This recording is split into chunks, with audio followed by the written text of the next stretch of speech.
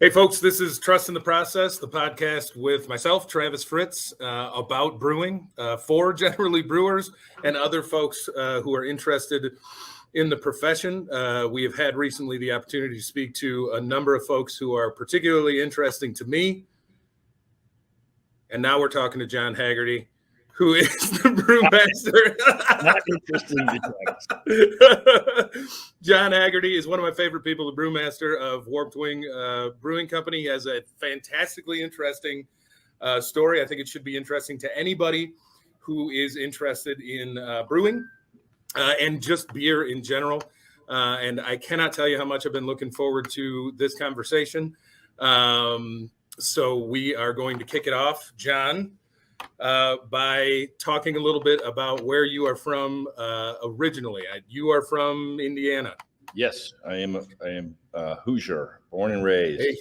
A Hoosier, and from kind of middle South Indiana, isn't that where it is? North side of Indianapolis. Oh, no. Okay. Yeah, I grew up in a little town called Zionsville, which today is 1,000% suburban, Mecca. But back, in the 70s, when my folks moved there with my sister and I, and then my brother came along later, when we moved there, it was starting to suburbanize, but it was still a farm community, right? And it's interesting to talk to people now when I do have the occasion to go back to Indiana, and you tell them that you're from Zionsville, you grew up in Zionsville, you get kind of the look, Sure. Oh, you come for money. Mr. Hoity-toity. And it's like, yes, maybe my family did okay.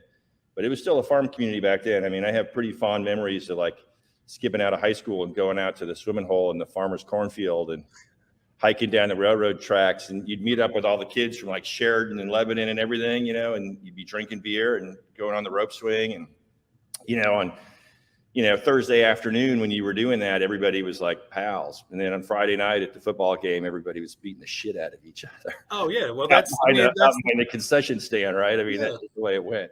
You know that I'm from a small town as well, and that's what you have to do, man. People make their own fun. That's right. Yeah, I'm bored. Let's get in a fight.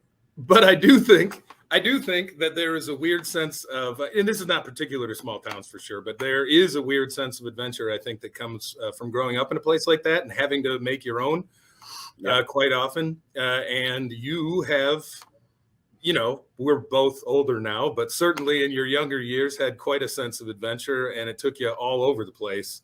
And brewing, I think, was part of that. So didn't you go to Miami of Ohio? I did. I went to college at Miami, right down the road here from the brewery, about an hour. And I got a degree in architecture. I got one paying gig that I did for a guy. I pulled up some zoning drawings for him, and he paid me to do that remarkably. And that was the one paying job I got out of that degree. Wow. Yeah. And then I got into, sort of there's a long sort of path there into how I got into brewing. And that degree has really helped me a lot, actually, in terms of running the brewery and getting the brewery spatially organized so that it's easier to work in. There's a labor savings if your space is well organized. And, I know you've worked at a number of breweries. I have too. And, when you work in one that's not well spatially organized, you're just fighting yourself constantly, and it's a nightmare, Yeah, it can be. And it's funny, that some finance people and some management people don't understand the cost associated with that, right? Well, I think a lot of them don't understand manual labor at all. There's a concept beyond that they have to maybe understand first. Well, yeah, and that's funny because, back when I was a kid, when I was in high school, I worked for this landscape group out of Zionsville called Perkins, which may still be around. I have no idea. But those were like my first jobs, was doing landscape, right? Digging holes and cutting grass and building retaining walls. And I mean, they busted your nuts, man. I mean, absolutely. You knew the value of $1 at the end of the day.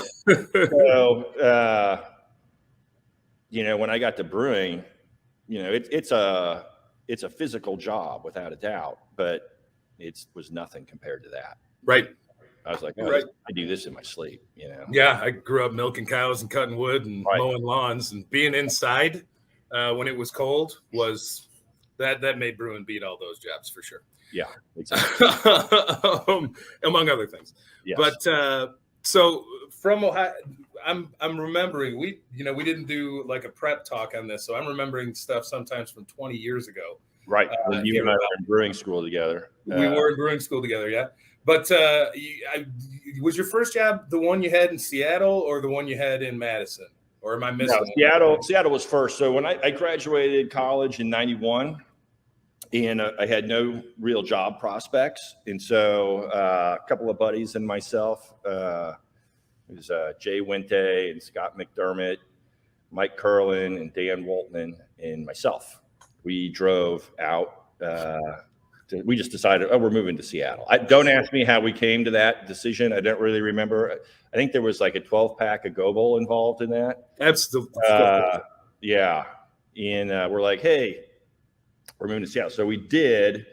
That fall of that year that we graduated, we all moved out to Seattle. It was like August, September. Okay. And so we spent the summer working whatever jobs to make money to save up to finance our trip. And then we spent like a week or so driving across the country, and we stopped at like Devil's Tower and the Badlands and Yellowstone, stuff like that all the way across. And so it was great. It was a lot of fun. And then we get to Seattle. Of course, we didn't really know anybody. I think Dan had an aunt and uncle out there, so we slept on their living room floor for a night in Tacoma until we could, find an apartment. So five of us. This is like I'm not doing this to date you, just to kind of put it in perspective for folks. When is this? This is 91. So you moved to Seattle in 1991. Yeah, as a cultural reference, right? I remember being in the car, I think it was in like Idaho or something, and hearing "Smells Like Teen Spirit" from Nirvana for the first time on the radio. We're going there. Yeah. Yeah. No, for real. I mean, that band broke while I was moving to Seattle, just to give people perspective on the timing. And so then I spent 4 years there, which was great, right? Because it was the pop culture epicenter of the universe. 100%. When you're like 21, 22 years old, dude, there's no better place to be, right? Oh, hell no. This is my people talking to me. Absolutely. Right? Yeah. And I'm living right in the middle. So, I'm going to skip ahead here a little bit, but, I got working in this brew pub there in Seattle called the Big Time Brewery. And guys like Chris Novoselic, Dave Grohl, Eddie Vedder, all these guys from the big bands would come in and have pints in lunch or dinner or whatever with their group of associates in our tap room, right? You'd be in the brewery working, and then you'd look over and be like, oh, look, Dave Grohl's sitting right there having a pint on the other side of this piece of glass from where I'm making beer. Right? Yeah. I imagine it must have been like living in Detroit in the early 60s, right? Like just I mean, I would imagine, because there's just these big rock pop stars walking around. They're just walking down the street like normal people. And, we were always really, I mean, like anybody that achieves that magnitude of fame, right? There's a certain amount of respect that you want to show them, because you want them to keep coming back to your place, 100%. right? So it's like you see them, but it's like, I'm not going to go over there and bug them. If there's an occasion for me to interact with them, like they need something and they ask me for it, or I see that they need something and I ask them if they would like it, then that's one thing, right? Yep. But otherwise, you kind of left them to their own devices, right? But it's still interesting, Yeah, but there was a magic happening there for sure. A creative magic. Next to Kim Thale one time at a club out there when we were seeing some bands. He was in the urinal next to me. Really? I said something to him, and that's how that went. Well, that's awesome. I mean, I was a young and learning to play guitar at that time, and worship. Yeah, I remember you were a big Pearl Jam fan, if I remember correct, right? I was a big Pearl Jam fan. Yeah, I was a Pearl Jam fan. I was a fan of a few of those folks, but Yeah, I liked Pearl Jam the most because they were good guitar players, Yeah, undeniably. yeah. So you're there, and you're on the wasn't your brewery on or right by the pier there in Seattle? No, Okay. the Pike Brewery was there, but I did not work for Pike. Okay. A lot of my colleagues and mentors worked at Pike. Okay. I worked for a place called Big Time Brewery, and I first got a job working there in the kitchen. Okay. I didn't know anything about beer. Okay. Right. I was working some odd jobs. I did some construction for a while and worked in a grocery store and did some other stuff. But eventually I ended up getting hired to work in the kitchen at this brew pub called Big Time Brewery. As far as I know, it's still there. And it's in the University District. And, I'm having a good time, making a lot of friends at this place. It's a really great crew. I mean, some of the best. I don't talk to those people much anymore, but some of those people I still consider on my list of best friends ever. Right? I mean, they were just good people. But I'm working there, and I'm thinking, well, geez, if I'm gonna waste my time working in this kitchen, I might as well learn how to do something cool, like make beer. Right? Sure. Yeah. People don't think about this as much because craft beer is just ubiquitous. It's everywhere. But at that time, the whole thing, man, like the whole idea of, hippies making beer was nobody knew what it was going to be. It just was cool. Yeah. So like the earliest guys were like New Albion, I think was maybe 81 or 82. And I think Sierra was in the early 80s. And I think Bell's was the first here in the Midwest. They 84. Were around 85, 84, 85. Yeah. So it was pretty unheard of still. I mean, when I got to the West Coast, I didn't know anything about craft beer. Right. And, we started to get into it. We were starting to drink some different beers at the time. There was a place I used to go hang out called the College Inn Pub that was just down the road from this brewery. That's where I started drinking craft beer. And, it was good. It got us into it. I mean, I remember like Sierra Celebration Ale. I mean, we used to look forward to that every year. It was a huge deal. And it's like, oh my God, it's so hoppy, and now you drink it. You're like, oh, it's like 50 IBUs. But you still can clearly understand why you were impressed by it back then. I mean, because back then, a lot of hops was like 35 IBUs. Right. That it smelled of hops at all was kind of a big deal. Yeah. Yeah.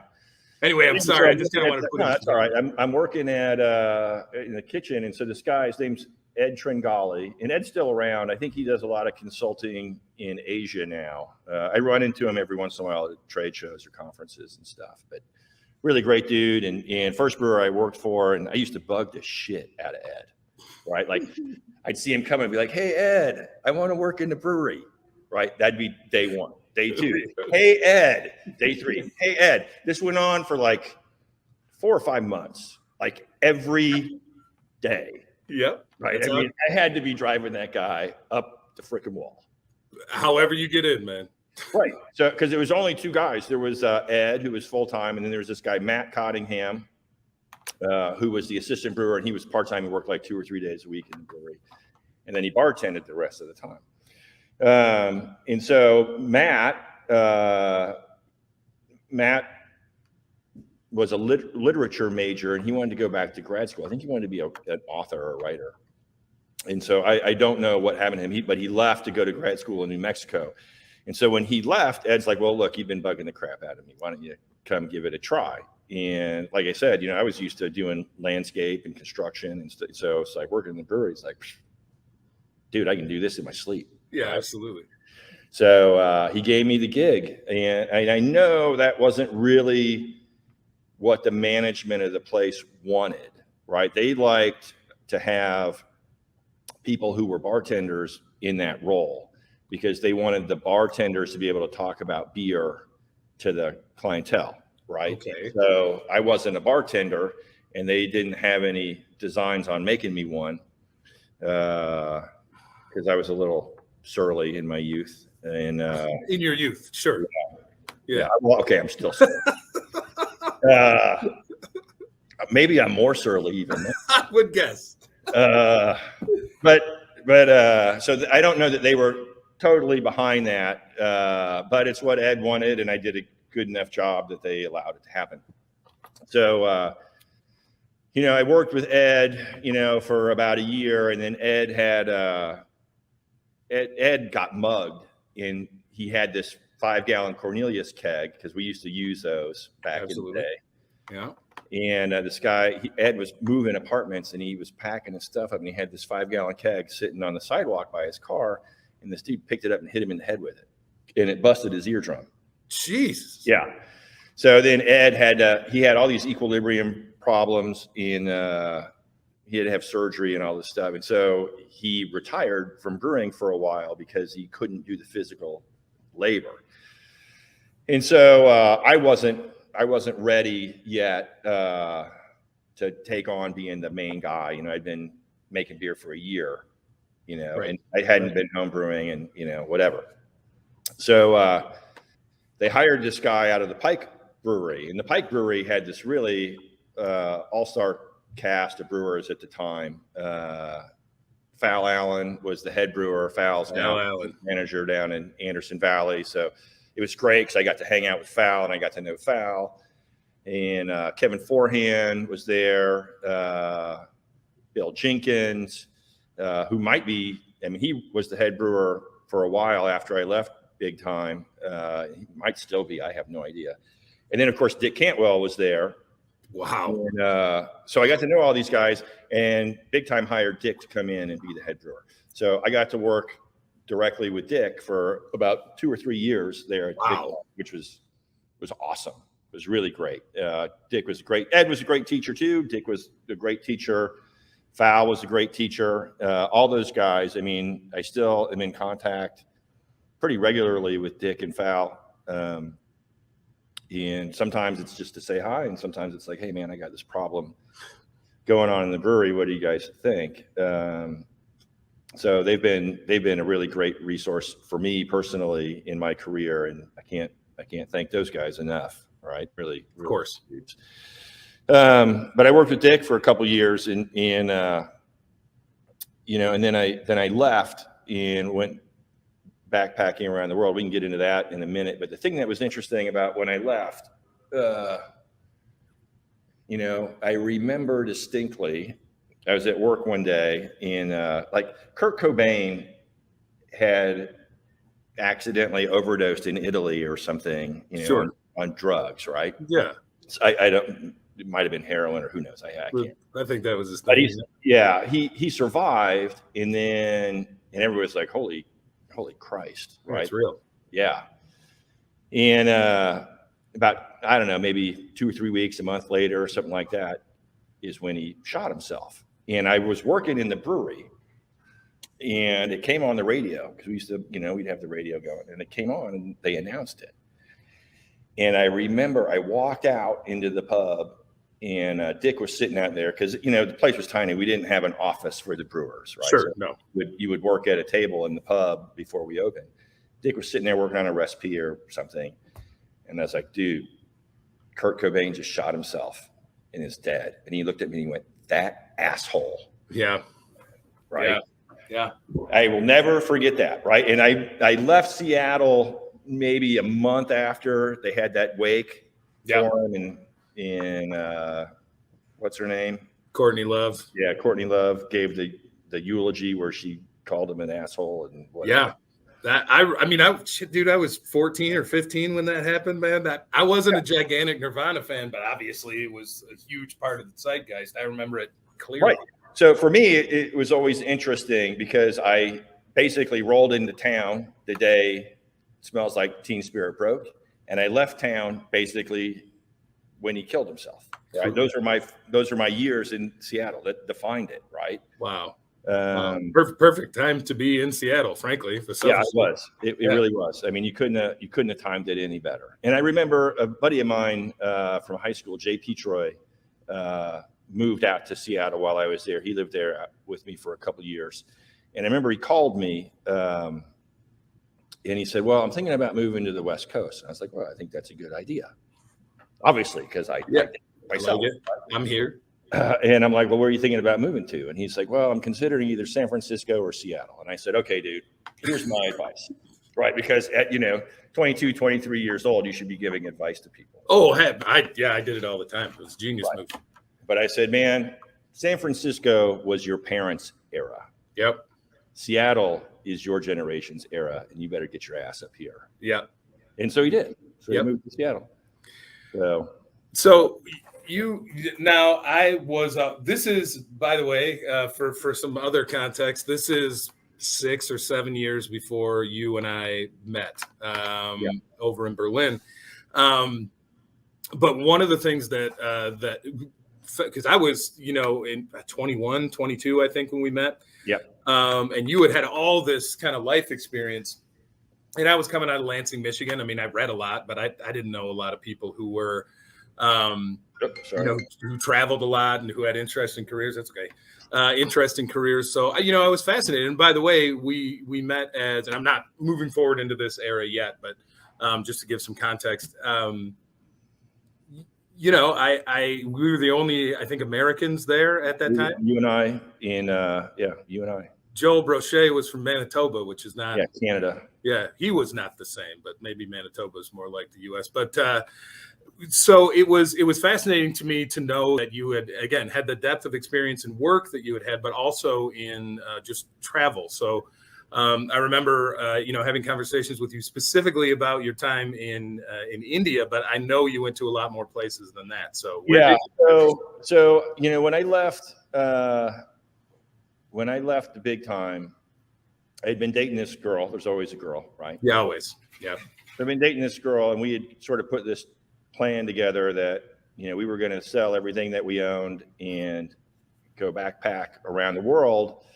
And she was going to apply to graduate school. And then when we came back, we would move to wherever she got accepted to. And so that was our plan. Now, in the meantime, as we were saving our money and trying to, get ourselves prepped up, that guy, Ed, who I told you about, who was doing the consulting in Asia, he called me and he said, hey, look, I'm putting this brewery together in Hong Kong and they need someone to run it.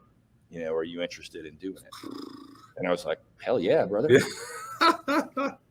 But I remember going to this girl and telling her, hey, what do you think about this? And she was not down for it, right? She didn't want to do it. She didn't want to move to Hong Kong. She wanted to go on this backpacking trip. And so I passed that opportunity up. But it was interesting because the guy asked me, he's like, hey, well, can you refer me to somebody? And so a guy that I had become friends with in Seattle, his name's Ted Miller, who happened to be from Indianapolis also, which is, we bonded over playing basketball out in the park. I was like, yeah, call this guy Ted. So Ted took this job, right? And Ted and his wife and their kids live over in Indianapolis, and they got a couple of breweries over there, Brasserie Bruges and another one called the Owner's Wife, I think. And it's been a minute since I've seen Ted, but it's just funny how this stuff, how it all, the symmetry. But anyway, so I left. I sold everything I owned, and then she and we went to China. We flew from Seattle to China. That was an adventure. God, I bet. Because not only being in China at the time, so this is like 95 maybe, right? But at the time when we went, they were having the UN's Women's Conference in Beijing. And so they were denying everybody's visas, right? So like Hillary Clinton was the first lady, her visa got denied, right? I mean, that's how like crazy it was. And so, I'd already bought these airline tickets and I had applied 3 times to the Chinese embassy for a visa and they got denied 3 times. Jeez. And I've got like a week left and I'm like, I don't have time to apply again. So I went to my travel agent. He's like, well, bring me the passports and $50. I know somebody down in the international district. I know somebody, right? Yeah, right. That's great. So I'm like, ooh, okay. So I do it. And he's like, come back to my office next Friday. Office closes at 5. Be here at 4:50. Oh, okay. Well, my flight leaves Saturday morning. Right. Jeez. So I'm sitting in his office at 4:50 and I'm watching the clock and 4:51, 4:52. So like at 5:01, this Chinese courier shows up in his office, hands over the passports with the visa stamped in them. and we're good.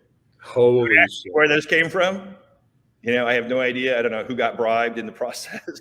But they were legitimate. They were usable. Well, they got us into the country, right? And they were legitimate. On the airplane, I'm like, I hope this thing's legitimate. Someone will be over in Beijing out of luck otherwise, right? It's a long flight back. Yeah. There's a lot of stories like that along the way. But we went to China, ended up going down to Hong Kong, saw Ted down there in Hong Kong, which was awesome. Went over, flew from there to like Thailand, in Laos, then over to in Vietnam, India, Nepal, Turkey, and then Mediterranean, Europe, Greece, Spain, etc., and back. And that took about 11 and a half months, something like that. Seems like a good amount of time. Yeah. And I probably could have been convinced to not come back. That might have been like my international life that could have gone there. Sure. But I was with this girl, right? And she really had her heart set on going to graduate school. And so that's how I ended up in Madison, Wisconsin, because she got accepted to school there. She got accepted in a couple different places.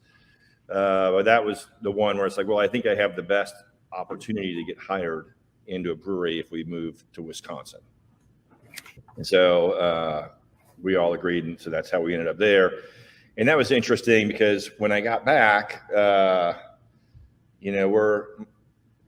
driving around in Madison. My parents had this old beat up Jeep Cherokee, that was like 25 years old. And they're like, here, why don't you can have this, get your feet set again, which was nice. And we're driving around in Madison looking for an apartment, and we're staying in some flea bag motel for like, $15 a night, and the hookers are next door and whatever. Jesus. Well, we're at this like burrito stand or something in Madison. I can't remember what it's called, but it's something like that.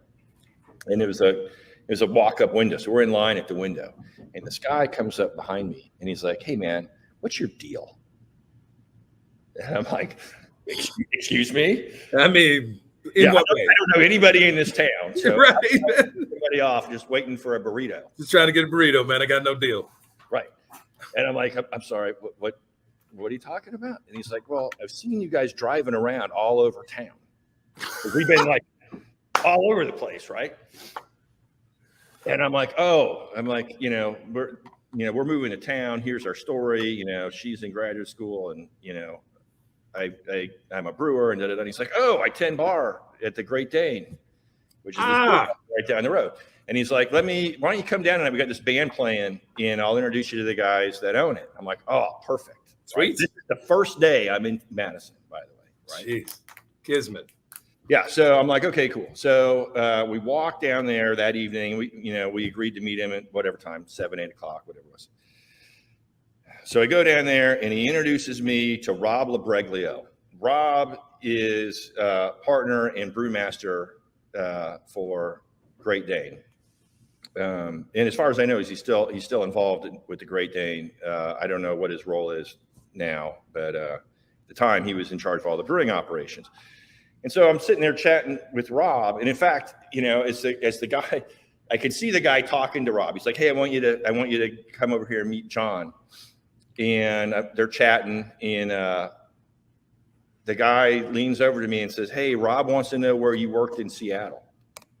I said, "Oh, it's Big Time Brewery." And the guy turns around and tells Rob, and you can just see it in his face. He's like, looks like a record scratch. What? Yeah. Because Rob started his brewing career at a place called the Triple Rock in Berkeley, California, and the same guys own both places. Really? Yeah. See, this is more symmetry here. Yeah. Right. And so now Rob, now he's interested in me. Right. Yeah. And so we chatted, and as it turns out, this guy that was his assistant brewer had been with him for a couple of years, was Japanese, and was there for college, right? But he had graduated and his visa was up, so he was going back to Japan. Perfect. So he needed to hire somebody, and boom, offered me the job. Basically, the next day I came in and met with Rob for lunch. He offered me the job on the spot. So within not even 48 hours of being in Madison, boom, I got a job working in the brewery. Beautiful. Yeah. Beautiful. And it stayed like that for another 8 years or so, where you could pretty much just walk into a town at a brewery and maybe expect a job. But that is insane, obviously. Yeah. Yes. The because stuff symmetry was opening so like fast, and there wasn't any qualified staff at the time. Right. So if you had any experience, it was just like, oh yeah, you're on. Boom. Yep. Yep. So I only worked there for like a year though, because this girl and I broke up. Right. And I'll save you the details on that. But, it made me sort of reassess, what am I doing here in this college town? Right. And Madison's a great town, but if you're not affiliated with the state government or you're not affiliated with the university, you're really sort of outside the social scene. Yes. And it's like, I think I'd be better off doing something else. So I started looking around, and these guys from Minneapolis showed up. Actually, these two guys had grown up in Madison. And so they were back visiting their parents, but they now lived in Minneapolis, and they were from the finance industry or whatever, but they were young guys, right? 27, 28 years old at the time, which is, how old I was by now. And they were trying to open a brew pub up in Minneapolis. And so they offered me the job to do it. That place is called the Town Hall Brewery. And it's been around since like 97. So I helped them build that. And moved up to Minneapolis and ran that for about 3 years before I left there. And subsequently that place has done really well. I think they've got 3 or 4 tap rooms now or something. Nice. So they've done really well. Those guys' names were Pete and Scott. Scott bowed out pretty early on, but Pete stuck around. So Pete's still in charge of the whole thing. Pete Rafakis, good dude, treated me really well. Great brewery. And then when I left, I called up a friend of mine. His name's Mike Hoops. And Mike had been running a brewery up in Duluth, and he had left there for whatever reason. And he was going to do construction work, and then decided that had been a mistake. And so he had called me, a few months earlier. It's like, hey, if you ever have any opportunities to come up, let me know. Well, I left the town hall, so I called Mike, and I was like, dude, you should take this job. It's a good job. Yeah. And really the only reason I left was because I wanted to get into doing production work, because I realized, at the time in Minnesota, you either had to be a brew pub and you could sell beer on premise, or you had to be a production brewery and you could only sell beer in the wholesale market. There was no on-premise sales available, right? Right. Those two things didn't meet. Okay. And so I left and went to work for Minnesota Brewing Company, which was a big old contract regional brewery. And our brands there were like Grain Belt and Pig's Eye. We did a bunch of contracts for James Page, and we did some stuff for Pete's Wicked and Mike's Lemonade. Lemonade. Yeah. I remember you saying that, man. I was at the time particularly like, wow. Yeah, it was interesting. It was good work. It was good. It was a good experience to figure out how to organize a big brewery. So I worked there. I also, at the same time, while I was at the town hall, I founded the Minnesota Craft Brewers Guild, along with a guy by the name of Dave Berg, who I was good buddies with up there. So Dave and I recruited the town hall brewery attorney. His name's Jamie Snelling, and convinced him to work for us pro bono to get this guild going, right? And we started working on trying to update the laws that govern breweries in Minnesota to allow different people to, at the time, Summit was already up there in St. Paul, and they were a pretty big concern already. I mean, I think they were probably doing about 30,000 barrels at the time. Which was huge back then. Yeah. But they couldn't sell beer in their tap room. And conversely, so we were like, hey, come on, other places you should allow this. This is going to be good for local business. And that was an interesting experience to do that, because we were going up to the state capitol in St. Paul, and I had to register as a lobbyist, and we were talking to elected officials and trying to get stuff passed. And we had a modicum of success. There was this group called the Minnesota Licensed Beverage Association that was opposed to what we were doing, right? Naturally. And I remember I called that guy. His name was Jim something, or I can't remember his last name, but if we were to call up Dave Berg, Dave would know. Dave would know this guy's name because some of the interactions were ridiculous. But I called the guy the first time. He's like, "I never heard of you," and hung up on me. Like, haven't heard of your organization. Haven't heard of you. I got nothing to talk about. Hung up the phone. Huh. I'm like, okay, well, I tried. So now I'm going to go try to push this instead of trying to build consensus among different groups that advocate for different parts of the alcohol industry. I'm just going to go on my own. And, we got through subcommittee hearings and so forth. And we were in some committee. If we passed this committee, it was going to go to a full vote of the House in St. Paul. So, I mean, we're like this close to getting stuff passed.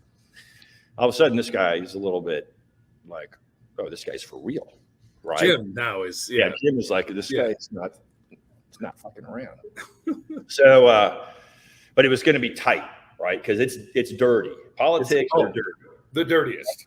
So we had going in, we thought we had enough votes, but then, some campaign finance donations were made, and votes started to change, and So then it was more like a toss-up. And so the senator that was sort of advising us is like, look, here's how this works. If we go for it, you might win. But if you don't win, then we got to table this for 3 or 4 years. They won't hear it again. So if you don't want to run that risk, we could table it now, and you can go back and you can negotiate more with these guys and see what you can work out. Or we can go for it and see what happens. So we're like, okay. So we decided, well, we'll table it, we'll negotiate. Now we got these guys' attention. We'll see what we can do. So we do that, and everybody sort of shakes hands and walks away for the moment. And a couple weeks later, I call this guy Jim up again, the guy that hung up on me, right? I call him up, and I'm like, hey, man, look, I just want to meet with you and talk about, whatever, where we can find agreement on this stuff. And he's like, yeah, okay. So we set up a meeting. I go to his office with Dave and with Jamie, our attorney, right? So the three of us and this guy, Jim, show up in this guy's office, pleasantries, whatever, sit down. And he goes, okay, this is to start. First thing out of his mouth. So my constituents have given me permission to shove this legislation straight up your ass. Oh, this guy's a real big ball type dude. Yeah, that is exactly verbatim what he said to me, right? Fuck you. Well, yeah, right. But I'm like, okay, I'm not here to sling mud and have a fight. I mean, I didn't have to table this in order to do that. I could have just had to fight. So I'm like, look, man, let's just back up for a sec. I was like, I want to talk to you about Minnesota-made beer, right? And how we sell more Minnesota-made beer in your licensed beverage establishments. But that's the goal. Right. Because Minnesota is going to drink the same amount of beer, whether it comes on a truck from Milwaukee, or whether it comes on a truck from St. Louis, or whether it comes on a truck from somebody making it here in Minnesota. Yeah, of course. Wouldn't it be better if it came from Minnesota? Absolutely. Yeah, and it totally disarmed the guy, right? And he's like, all right. So then we started to work together. Now, unfortunately, that's when my time for the VLB where we met came up. And so I left sort of midway through that. Now, but we got the ball rolling, and eventually the people that sort of succeeded me in the Craft Brewers Guild were able to get some things changed, including like bar time, because bar time used to be 1 a.m. in Minnesota. I think now, like the rest of civilization, 2:30, whatever it is. Right. And they can now sell growlers at a tap room that you couldn't do. And I think all the breweries can have tap rooms now. And, it's a modern brewery. It's a brewery friendly state now. Yeah. More. So that's how that started. And then it was just an interesting experience, and it's paid off for me subsequently because as my career goes on, I get more involved in like the Master Brewers Association. And then of course, here in Ohio, I've been on the board of the Ohio Craft Brewers Guild. And so that early experience with that, setting that guild up and getting that has really been helpful for me in these other things. And just, for your own edification and that of others on, I guess podcasts like this, it's the ability to affect, it's a Gen X-y kind of thing, right? The ability to affect change in the context of an industry that was growing like that is one that doesn't make itself available to anyone that often. Well, right. A and B, there's this, brewers are sort of an odd class of people anyways, right? Yeah. Like even within the brewing industry, like for example, if you go to your sales team and, some of their equipment breaks down, they call a tech to come in and fix it. If you go to your kitchen and some of their equipment breaks down, they call a tech to come in and fix it. Yep. If you go in the brewery, fuck that, like, I'm fixing your it. equipment breaks down, who fixes it? Yeah, the brewers. It's the tech, it's the brewer. Right. Yeah. You pick up the wrench and you figure out how to fix the thing, right? And that, and so I don't understand how that came to pass. Well, I do understand because people didn't have money and you had to, you just do it. Well, you had to bootstrap it together, and those brewery techs are few and far between, and they're expensive. 100%.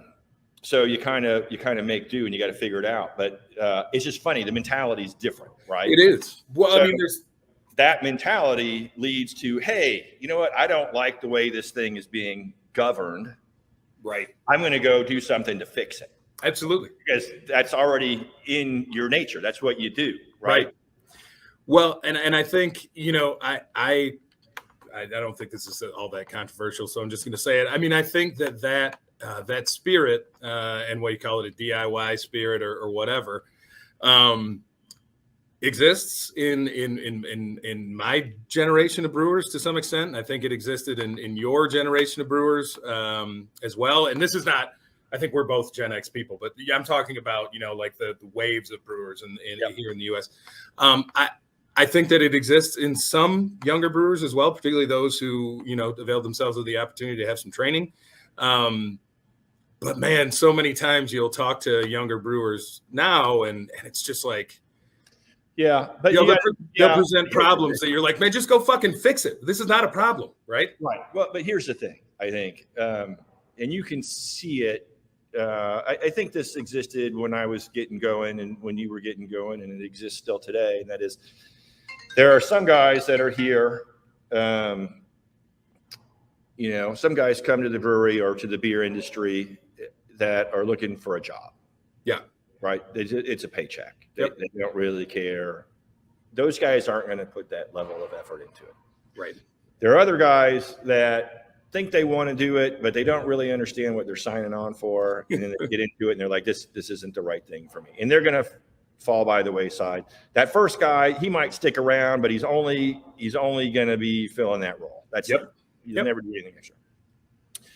But then there's the guys that are like, you know what? No, this speaks to me. This is what I want to do. Someday I want to run the brewery or have my own brewery or whatever. Those are the guys that will put that extra effort in. Yeah. And I think back over my career, I mean, there were thousands of guys just like me in the industry that I would come across over this first, 5 to 10 years that I thought were talented brewers, right? But have fallen by the wayside and went and did something else because, it's not super lucrative and it is hard work. And they finally get to the point where they're like, I don't think this is worth it, or I'm getting married, I'm having kids, I got to make more money, or something drives them out. Right. And, at some point you find yourself, you're like, man, I'm like the last man standing. I don't walk around and find a lot of guys that go back to 93. Yeah. Right. When I started, there's some, I'm not saying there aren't any. Sure. But, there's a natural selection that occurs, and it occurred with people, when you were coming through, and it's going to occur with people now. Yeah. And so I think at the end of the day, if you really did an honest reckoning of it, I don't know that they're really all that much different than we were back then. It's just that you're now the manager and you have to deal with the dumbasses, right? Sure. Yeah. So, when you were, an unself-aware dumbass is absolutely what I was, and still in some cases continue to be. Right. But I think that, and I mean, I don't mean to shout at clouds about this or anything, but I do think that the dynamic within the industry has differentiated enough from just by level of competition. By we were saying Summit was making 30,000 barrels, and that was just an unbelievable amount back then. Yeah. I'm going to make something like 30,000 barrels this year, right? Right. And it's not that much in comparison to breweries, particularly in the context of Michigan, like Bell's or Founders. I'm making 10% or less of what those guys are making. Right. And so that has changed the dynamic in the way that breweries are structured. It's still new, but it's not. I don't know. It's not as kind of Wild West, I think, as it used to be. And every old dude pines for the fjords of home, and I think I'm doing that a little bit. But yeah, I mean, it was a little more loosey goosey back in the day. You could do stuff at work that you couldn't get away with today, like going skinny dipping with the wait staff and the brew kettle and stuff. Sure. Like that. Things that you might that one might do. I'm not saying I've done that. I'm just saying someone might, back in Madison. Saying that it is not possible now is what you're saying, right? That's more than anything. Yeah. Yeah. Yes. Certainly not possible for me is the this company. Well, I don't think my wife would appreciate that too much either. I think that she wouldn't. Yeah, I think it's safe to say. Now, maybe if I invited her to go skinny dipping in the kettle, that could work. Yeah, I think you don't tell anybody. I think that's something you don't tell anybody about. We don't do that, everybody.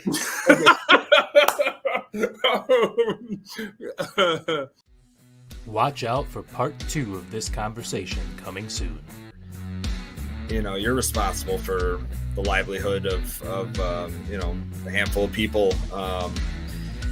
It's scary to get different perspectives on work, on philosophy toward work, and on the brewing industry specifically. My passion is to make something that is as perfect as I can make it, no matter what it is.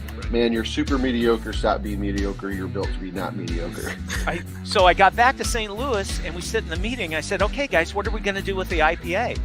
And they're like, yeah, we're probably not going to do anything with it. They weren't drinking beer to get out of their family and to get out of their life and get out of their head. It was just part of it. It was part of it.